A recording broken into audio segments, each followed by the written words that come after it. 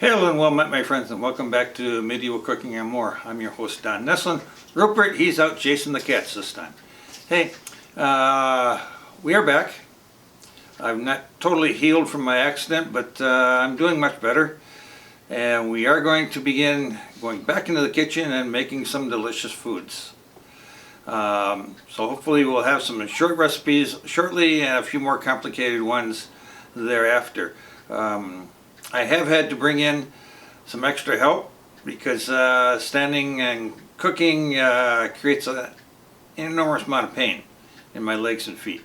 So I'll introduce my assistant cook in the upcoming videos, and